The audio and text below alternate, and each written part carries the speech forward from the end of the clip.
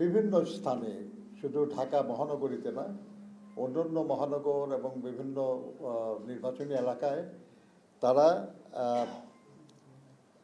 বিভিন্ন, বিশেষ করে দরিদ্র ভোটার যারা, বিশেষ করে একটু কম শিক্ষিত ভোটার যারা, তাদের বাড়ি বাড়ি গিয়ে এনআইডি কার্ডের ফটোকপি, ফোন নাম্বার এবং বিকাশ নাম্বার সংগ্রহ করছে।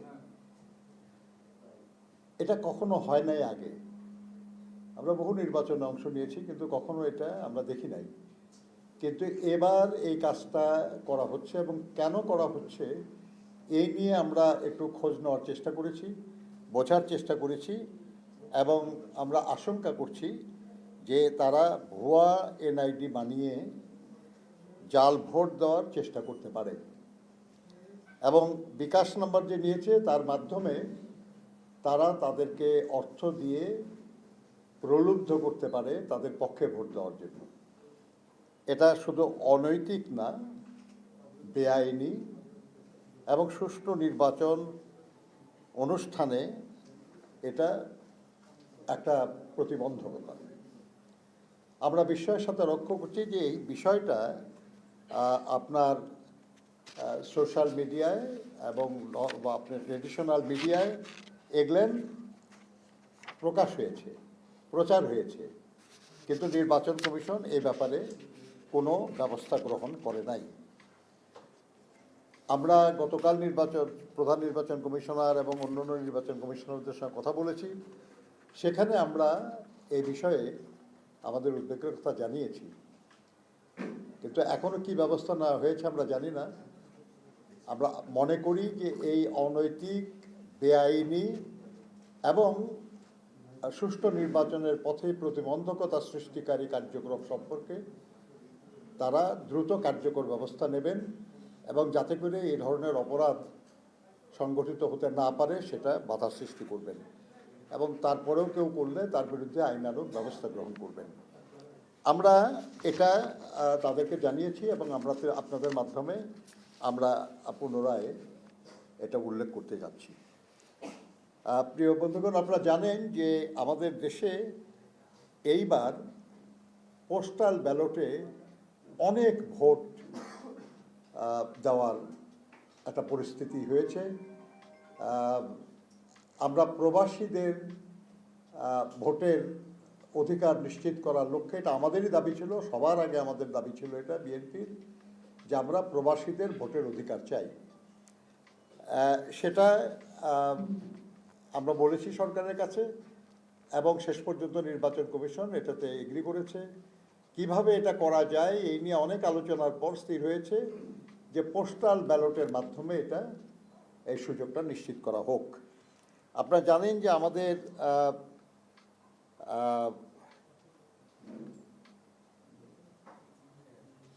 নির্বাচনের জন্য পোস্টাল ভোট এটা নিবন্ধন অনুমোদন দেওয়া হয়েছে 15,27,155 জনের। এর মধ্যে প্রবাসী আছেন 7,60,000-এর কিছু বেশি, বাকিরা দেশ থেকে নিবন্ধন করেছেন। এদের মধ্যে 6.25 লাখ সরকারি চাকরিজীবী, প্রায় 1,60,000 নির্বাচনী কর্মকর্তা, 10,000 আনসার ভিটিপির সদস্য এবং 6,000-এর কিছু বেশি কারাবন্দী। সব মিলিয়ে এই পরিমাণটা যদিও 1% মতো বা তার চেয়ে একটু বেশি, কিন্তু আপনারা এটাও জানেন যে পোস্টাল ভোটের সংখ্যা 10,000 বা তার বেশি এরকম আসন আছে অনেক, 5,000, 7,000 ভোট আরও অনেক আসনে আছে। ফলে এই ভোট কোনো কোনো ক্ষেত্রে নিয়ামক হতে পারে যে কোন প্রার্থী বিজয়ী হবে। ফলে এই ভোট যাতে কোনো কায়দা কৌশলের কারণে বিশেষ কারো পক্ষে না যায়, এটা দেখার দায়িত্ব ছিল নির্বাচন কমিশনের। কিন্তু আমরা বিস্ময়ের সঙ্গে লক্ষ্য করেছি যে নির্বাচন কমিশন থেকে প্রবাসী ভোটারদের জন্য যে পোস্টাল ব্যালট পাঠানো হয়েছে, আমাদের দেশের ভিতরে এখনো পাঠানো হয় নাই, কিন্তু প্রবাসীদের কাছে পোস্টাল ব্যালট পাঠানো হয়েছে। সেখান থেকে আমরা বুঝতে পেরেছি, জানতে পেরেছি সেটা হলো যে সেই ব্যালটের যে পেপার, সেই পেপারে 5টা কলাম করা হয়েছে এবং 14টা লাইন করা হয়েছে।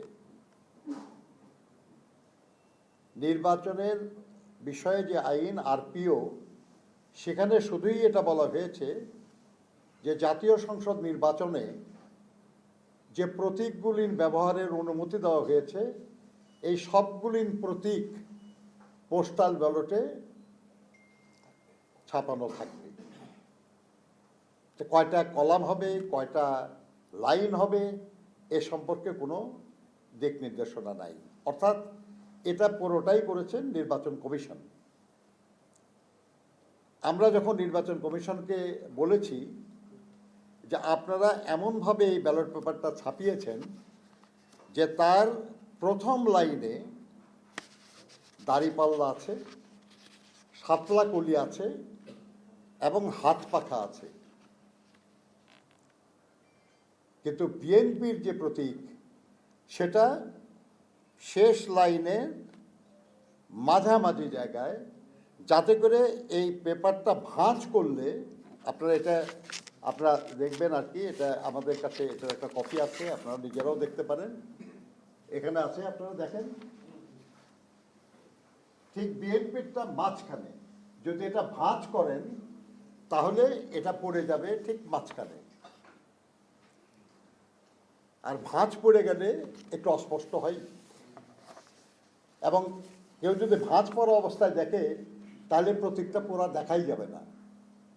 ধানের শীষের উপরের অংশ দেখা যাবে এক পাশে, নিচের অংশ দেখা যাবে আরেক পাশে। আমরা মনে করি যে এই বিষয়টা এমনি এমনি হয় নাই, এটা দৈব ঘটনা নয়, এটা ইচ্ছাকৃত। প্রধান নির্বাচন কমিশনার এবং নির্বাচন কমিশনাররা এ ব্যাপারে তাদের অজ্ঞতা প্রকাশ করেছেন যে তারা ঠিক জানেন না যে এটা কীভাবে হয়েছে এবং তাতে কোন প্রতীক প্রথম লাইনে বসছে, দ্বিতীয় লাইনে বসছে, এটা তারা খেয়াল করেন না। তারা বলেছেন যে এটা অ্যালফাবেটিক্যালি সাজানো হয়েছে। আমরা তাদেরকে বললাম যে অবশ্যই অ্যালফাবেটিক্যালি সাজানো হবে, কিন্তু এটা যদি 5টা কলাম না হয়ে যদি 4টা কলাম হতো কিংবা 6টা কলাম হতো, যদি এটা 14টা লাইন না হয়ে 13টা লাইন হতো বা 15টা লাইন হতো, তাহলে ঠিক এখন যেভাবে আছে সেভাবে হতো না। কিন্তু এক্স্যাক্টলি 5টা কলাম এবং 14টা লাইন করে 3টি বিশেষ রাজনৈতিক দলকে প্রথম লাইনে দেওয়ার উদ্দেশ্যটা কি? এটা এমনি এমনি হয় নাই। আমরা মনে করি যারাই এর পেছনে থাকুক, যারাই এই ঘটনার জন্য দায়ী থাকুক, আমরা তাদের বলেছি যে আপনারা তাদের ব্যাপারে খোঁজ খবর নেন যে কারা এই কাজটা করেছে।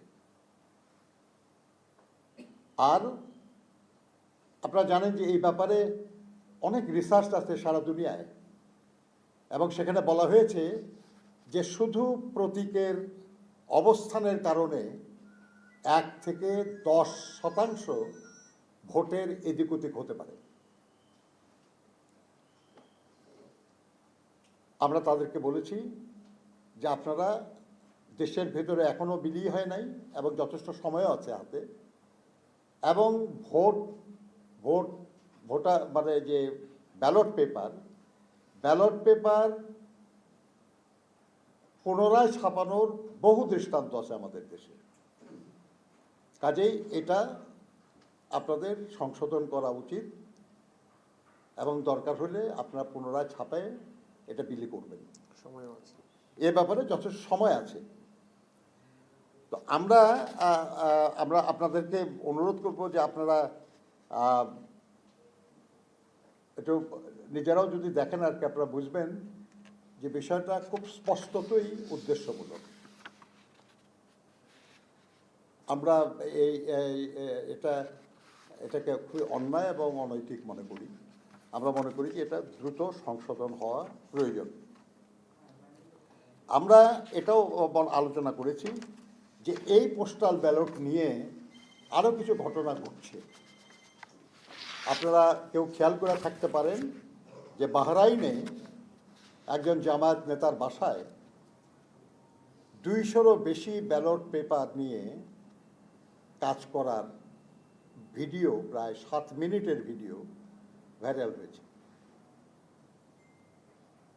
ব্যালট পেপার আপনার একটা আমানত। আমার ব্যালট পেপার আমি ছাড়া আর কেউ দেখার সুযোগ নাই।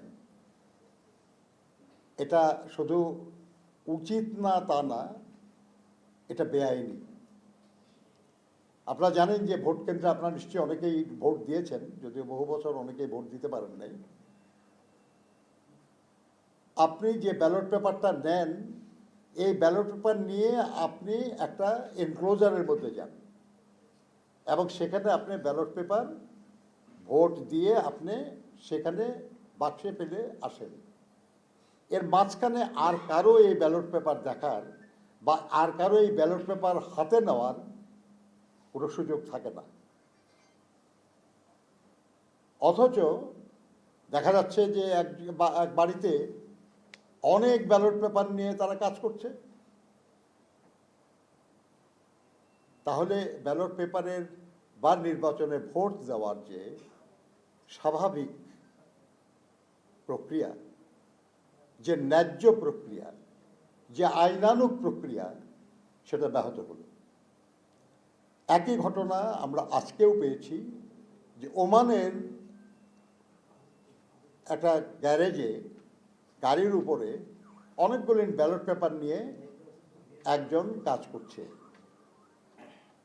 এবং যিনি করছেন তার নাম হুমায়ুন কবির এবং সেখানকার যারা বসবাস করেন তাদের তারা জানিয়েছেন যে তিনি জামায়াতের কর্মী একজন।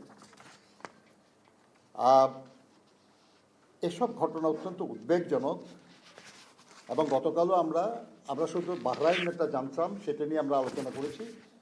আমরা নির্বাচন কমিশনকে বলেছি যে ব্যাপারে কার্যকর ব্যবস্থা আপনারা নেন। তারা বলেছেন যে তারা শুনেছেন এবং তারা এমবাসির মাধ্যমে খোঁজ নেওয়ার চেষ্টা করেছেন। সেখানকার যারা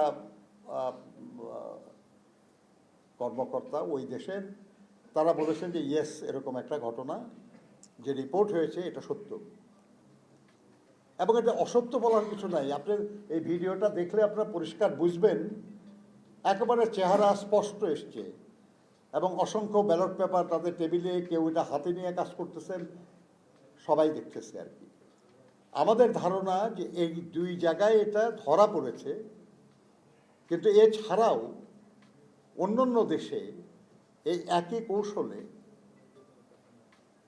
ব্যালট পেপার নিয়ে এই ধরনের ছিনিমিনি খেলা হচ্ছে বা হতে পারে।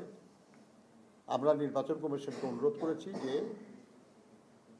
এটা বেআইনি কাজ এবং যারা এই বেআইনি কাজ করেছে খুব দ্রুত তাদের বিরুদ্ধে যদি শাস্তিমূলক ব্যবস্থা নেওয়া হয় তাহলে হয়তো অন্যরা সাবধান হবে, এই ধরনের অপরাধ নাও করতে পারে।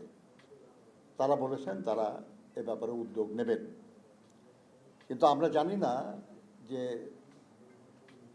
কতটা উদ্যোগ তারা নেবেন এবং কি করবেন তারা। কিন্তু যদি না করা হয় আর যদি অন্যান্য দেশ থেকে এ ধরনের খবর আসতে থাকে তাহলে এই পোস্টাল ব্যালটের মাধ্যমে এই নির্বাচনের বিষয়টি প্রশ্নবোধক হয়ে যাবে, যেটা কোনো মতেই প্রত্যাশিত না। আমরা একটা সুষ্ঠু নির্বাচন চাই। আমরা চাই জনগণ এই নির্বাচনে আস্থা রাখুক এবং এই নির্বাচনের মাধ্যমে যে সরকার গঠিত হবে সেই সরকারও কোনো রকম কারসাজি করে ক্ষমতায় এসেছে এমন কোনো অভিযোগ না উঠুক। কিন্তু এই যে আপনার এনআইডি কার্ড নিয়ে, বিকাশ নাম্বার নিয়ে, এই যে আপনার পোস্টাল ব্যালট নিয়ে যে ঘটনাগুলি ঘটছে, এগুলো সবই অনৈতিকভাবে, বেআইনিভাবে নিজেদের পক্ষে অধিক ভোট সংগ্রহের অপচেষ্টা বলে আমরা মনে করি। আমরা শুধু নিন্দা জানাই না, প্রতিবাদ জানাই না, আমরা এই ধরনের ঘটনার সঙ্গে যুক্তদের শাস্তি দাবি করি। প্রিয় সাংবাদিক বন্ধুগণ, আমরা বারবার বলে এসেছি যে আমরা নির্বাচনে লেভেল প্লেইং ফিল্ড চাই, সবার জন্য সমান সুযোগ, দল বড় হোক বা ছোট হোক, ব্যক্তি ক্ষমতাবান হন বা না হন, পদবিধারী হন বা সাধারণ নাগরিক হন, সবার জন্য নির্বাচনে লেভেল প্লেইং ফিল্ড থাকা দরকার। নির্বাচন কমিশন বিএনপির বেশ কিছু প্রার্থীকে হয়তো প্রার্থীর নির্বাচনী এমনি কোনো দোয়া মাহফিল বা কোনো অন্য আলোচনা সভায় সেখানে যারা উপস্থিত আছে বক্তব্য রাখে, তাদের মধ্যে কেউ কম বোঝে, কোনটা সঠিক না হয়তো ভালো বুঝতে পারে না, সেরকম কেউ হয়তো বক্তব্য রেখেছে যে ধানের শীষে ভোট দিন। প্রার্থী না, আমাদের দলের উল্লেখযোগ্য কোনো নেতাও না, সেই কারণে তাদেরকে শোকজ করা হয়েছে। আমাদের একজন প্রার্থীর মেয়ে একটা ফেসবুক চালায়, সেই ফেসবুকে মেয়ে একটা পোস্ট করেছে যেটা নির্বাচনী আইনের লঙ্ঘন। এই কারণে আমাদের প্রার্থী এবং তার মেয়ে দুইজনকে শোকজ করা হয়েছে।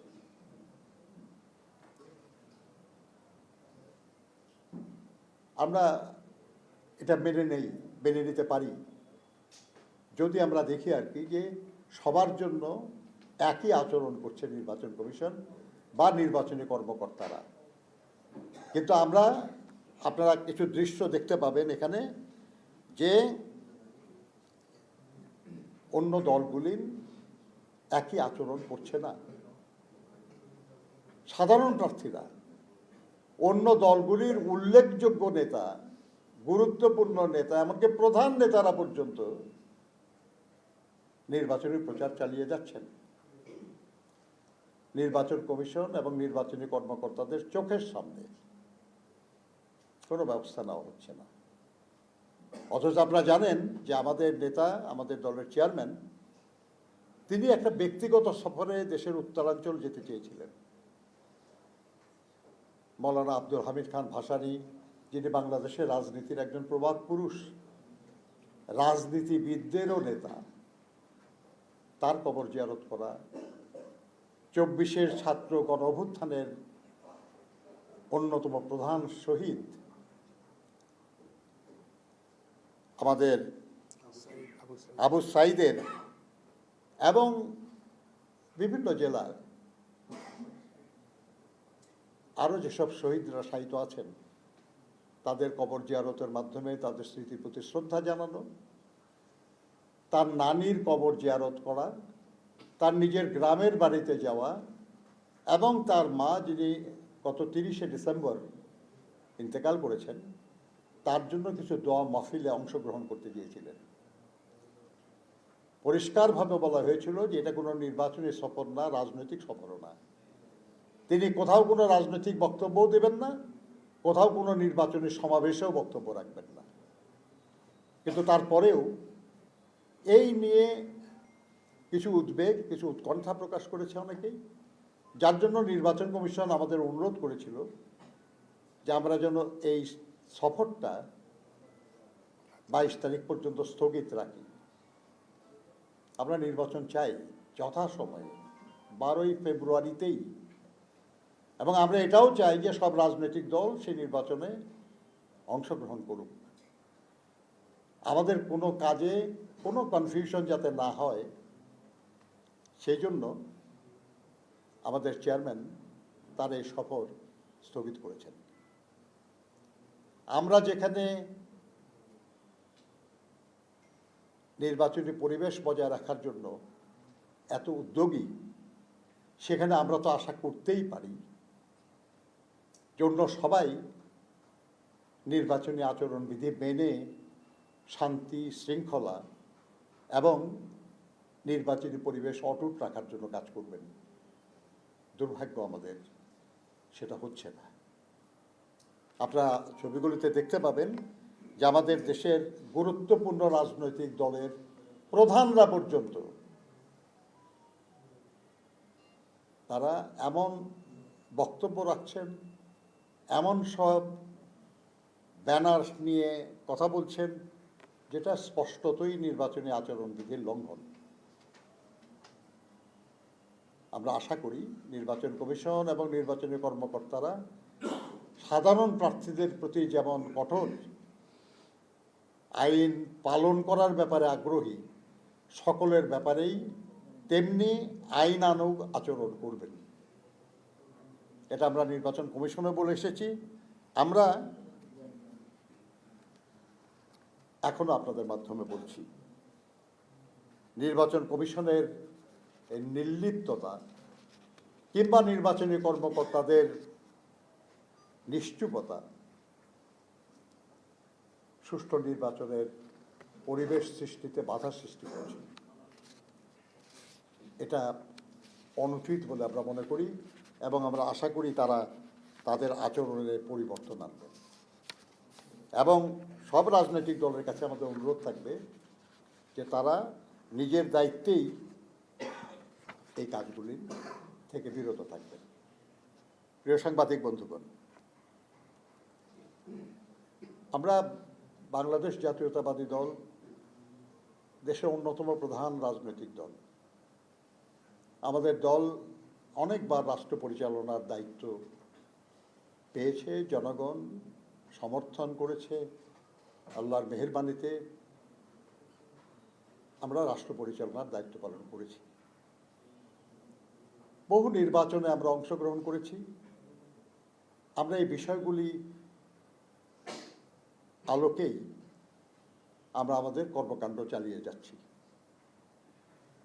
আমরা আপনাদেরকে সাক্ষী রেখে বলতে চাই যে আমরা বাংলাদেশে গণতন্ত্র পুনঃপ্রতিষ্ঠা এর যদি কৃতিত্ব কেউ দাবি করতে পারে সেটা বিএনপি। আমরা একদলীয় স্বৈর শাসনের হাত থেকে দেশকে মুক্ত করে বহুদলীয় গণতন্ত্র ফিরিয়ে এনেছি। আমরা রাষ্ট্রপতি শাসিত ব্যবস্থা থেকে দেশকে মন্ত্রী পরিষদ শাসিত সরকারে পরিণত করেছি। আমরা ১/১১ সরকারকে জরুরি অবস্থা প্রত্যাহারে বাধ্য করেছি। এবারও প্রায় ১৭-১৮ বছর ধরে আমরা অবিরাম লড়াই করেছি। আমাদের বহু সাথী গুম হয়েছেন, খুন হয়েছেন, নিপীড়িত হয়েছেন, মিথ্যা মামলায় নির্যাতিত হয়েছেন। কিন্তু তারপরেও আমরা সবাইকে নিয়ে একটা শান্তিপূর্ণ, সবার কাছে গ্রহণযোগ্য একটা নির্বাচন চাই। সেজন্য আমরা আমাদের ভূমিকা পালন করার চেষ্টা করছি। আমরা আশা করব বাংলাদেশে আরও যারা রাজনৈতিক দল আছেন তারাও দায়িত্বশীলতার পরিচয় দেবেন এবং সুষ্ঠু নির্বাচনের পথে কোনো বাধার কারণ হবেন না। এ ব্যাপারে নির্বাচন কমিশন, নির্বাচনী কর্মকর্তাবৃন্দ যার যা দায়িত্ব, যার যা ভূমিকা, যার যার ক্ষমতা সেটা তারা প্রয়োগ করবেন বলে আমরা আশা করি। আপনাদের মাধ্যমে আমরা জনগণকে আশ্বস্ত করতে চাই যে দেশের মানুষ যারা বহু বছর ভোট দিতে পারে নাই, তার মৌলিক অধিকার প্রয়োগ করতে পারে নাই, তারা যাতে নিশ্চিন্তে নির্বিঘ্নে শান্তি এবং শৃঙ্খলার মধ্যে তাদের ভোটাধিকার প্রয়োগ করতে পারে, সেজন্য আমরা কাজ করছি। সে ব্যাপারে আমাদের ভূমিকা আমরা পালন করছি। আমরা তাদের সমর্থন চাই, আমরা তাদের সহায়তায়, সহযোগিতায় আমাদের যে কর্মসূচি সেটা পালনের ইচ্ছা রাখি। আপনাদের সবাইকে ধন্যবাদ।